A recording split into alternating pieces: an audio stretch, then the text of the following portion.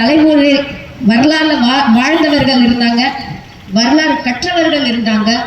வரலாறை வாழ்ந்து கற்று அடுத்த தலைமுறைக்கு கொண்டு போற எங்களை சமாளித்து எத்தனை பேரை நம்ம இன்னும் இளைஞர்களை கொண்டு வரணும் அந்த ஆர்வத்தோடு இருக்கிறார்கள். அந்த அளவுக்கு உழைப்பு ஐயா எடப்பாடி அவர்களோட உழைப்பு. இன்னைக்கு அமித்ஷா அவர்கள் கூட, அமித்ஷாஜி கூட என்ன சொல்றாருன்னா, பாஜக என்ன சொல்லியிருக்காங்கன்னா, யாரும் எல்லாருமே ஐயா எடப்பாடியார் அவர்களை தான் அவர் என்ன சொல்றாரோ அதுதான் கேட்கணும். கூட்டணி விஷயம் அவர்தான் பார்த்துக் கொள்வார், அவர்தான் பார்த்துக் கொள்வார். யார் எந்த சந்தேகமும் தேவையில்லை. அனைத்து இந்திய அண்ணா திராவிட முன்னேற்ற கழகம் எப்படி கொண்டு செல்ல வேண்டும் என்றது அவருக்கு தெரியும். நம்ம கவலைப்பட தேவையில்லை.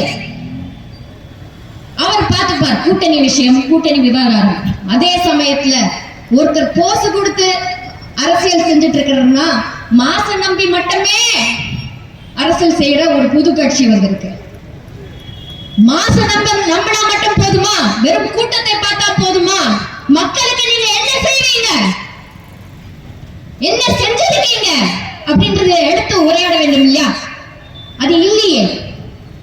வெறும் நாங்க நாலாண்டா அனைத்து இந்திய அண்ணா திராவிட முன்னேற்ற கழகம் என்னென்ன விஷயங்கள் எடுத்து வைக்கிறாங்க, ஒவ்வொரு விஷயம் சட்டமன்றத்துல எடுத்து வைக்கும் போது டிவியை துண்டிச்சு விடுறாங்க. ஆனா ஒவ்வொரு கேள்வியும் கணீர்னு இருக்கு. ஐயா எடப்பாடியார் அவர்களுடைய கேள்விகள் எல்லாம் உண்மையான கேள்விகள்.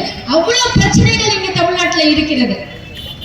அப்படி இருக்கும்போது இங்க விஜய் என்பவர் வெறும் கை காமிச்சுக்கிட்டு 4 வரி பேசிக்கிட்டு 5 நிமிஷம் பேசிக்கிட்டு இதான் என்னோட அரசியல் அப்படின்னு சொல்லிட்டு போயிடுறாரு. மக்களோட பிரச்சனைகள், போதை பொருள், இந்த மாதிரி பாலியல் வன்கொடுமைகள், பெண்களுக்கு அத்தனை விஷயங்கள், பள்ளிக்கூடத்துல சரியான உணவு கொடுக்கறது இல்லை, காலை உணவு கொடுக்கறேன்னு சொல்லிட்டு சரியான உணவு கொடுக்கறது இல்லை.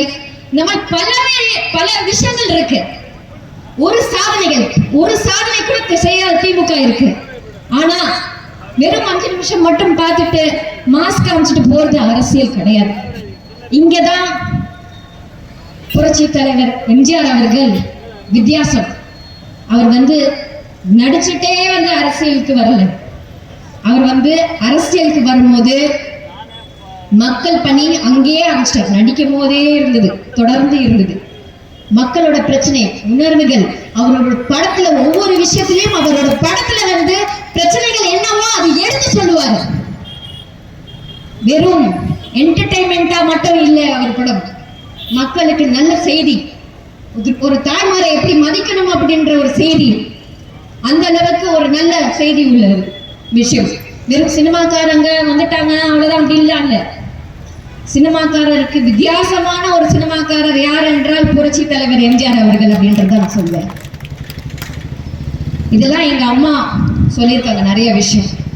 அதே மாதிரி இன்னொரு விஷயம் என்னன்னா, காஞ்சியிலே ஒரு புதன் பிறந்தார் அப்படின்னு சொல்லிட்டு ஒரு பாடல் வந்திருக்கு, அண்ணா பற்றிய ஒரு பாடல்.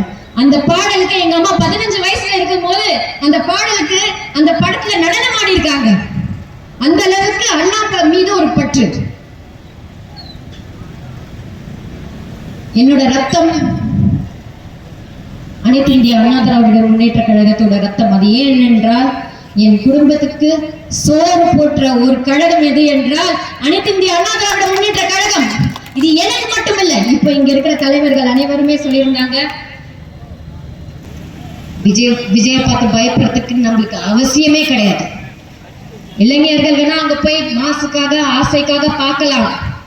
ஆனா வரலாறு தெரிஞ்சவங்க, உண்மையான ஹிஸ்டரி தெரிஞ்சவங்க, உண்மையான நிர்வாகம் என்னன்னு தெரிஞ்சவங்க கண்டிப்பாக அனைத்து இந்திய அண்ணா திராவிட முன்னேற்ற கழகத்துக்கு தான் ஓட்டு போடுவாங்கன்றது எந்த ஒரு மாற்று கருத்தும் கிடையவே கிடையாது அப்படின்றத நான் சொல்லுவேன். நம்ம கவலைப்பட வேண்டாம். அடுத்த ஆட்சி நம்மளோட ஆட்சி, அனைத்து இந்திய அண்ணா திராவிட முன்னேற்ற கழகங்களோட ஆட்சி.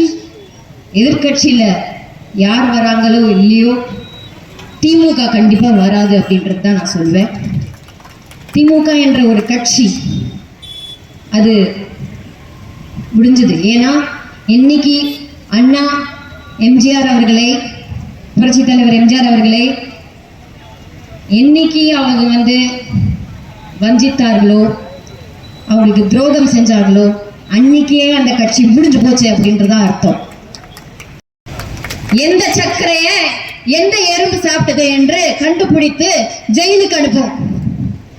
எந்த எலக்ட்ரிசிட்டி கம்பம் வயரை கடித்து எந்த அணில் கடிச்சதோ அந்த அணிலை ஜெயிலுக்கு அனுப்புறது உறுதி.